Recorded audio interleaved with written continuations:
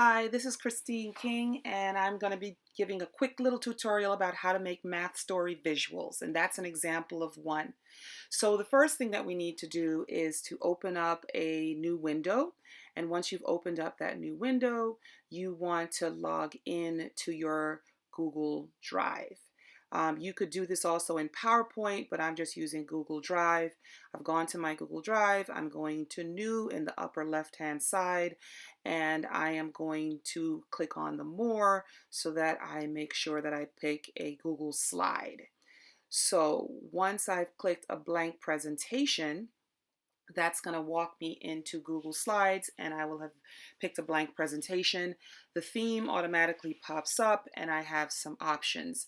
I could, pick a basic background, pick a basic theme. It's not really going to make much of a difference, but if you just want to pick a particular background or a theme, you can. I'm going to pick this darker teal background for right now. Then the next thing that I want to do is I want to change the layout. I want to make the layout blank. So once I've made the layout blank, I'm going to make sure to remember to title my presentation because, it won't, it'll be easier to find if we actually have a title to it. So I've titled my presentation. Then the next thing I'm going to do is I'm going to change the page layout. The default is a 16 to 19 ratio. I'm going to change it to a 4 to 3 ratio, which makes it closer to a square. Then the next thing I'm going to do is I'm going to insert a table by going to Insert and getting a table. I'm going to resize my table. I'm going to use 4 images, so that's why I've picked a table that is a 2 by 2 layout. I am going to change the lines to white because the background is so dark, and I'm also going to change the thickness so that I can distinguish between each particular picture. The other thing that I like to do, and it's sometimes a little tricky, is to center the particular table that I might use. You don't have to use a table, but I like to use a table. Now I am going to look for some images. So I'm just going to go to Insert Images, and I'm going to choose Search the Web. So I'm going to look for some puppies because I'm going to make a story about puppies. That's one of the things that you want to be able to do is think about what's the story that you want to tell. It may not be the stories that others tell, but it helps when you start with a particular story in mind. So I've chosen a group of puppies to insert, and I'm going to resize my image to fit into my table by dragging on the vertices or the corners. And I'll be able to resize my image in that particular way to fit within my table. Then the next thing that I'm going to go and do once I have set my image up, I'm going to go back to Insert Image and search the web. And I'm going to search the web this time for a pet store, because my puppies have to be in a pet store. So I can scroll through the images. Now, if I want that to be just like a cartoon image, I can put JPEG, JPEG, or JPG, and it might work to get just like a cartoon image, or you can put pet store cartoon if you want.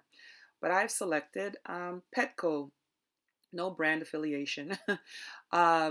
I'm going to crop this image because I don't want that large image, and I do want it to fit within my table. So I'm cropping the images, and once I've cropped, I'm going to click off of the image, and now I'm going to resize the image so it can fit within my table. And so I'm resizing, putting the Petco where I want it, and you can faintly see the guidelines that might pop up to let you know if it's centered with the adjacent image. Once again, I insert image, I go to the search the web, and this time I'm looking for a money icon. So I will get images, I will get icons, so I can make a determination in terms of what I want to use.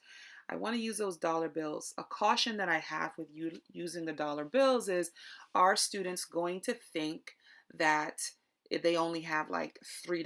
Are they going to be able to use their imagination? So that's a judgment call I have to make, and maybe I'll go and revamp those images later. So I just need my last image right now.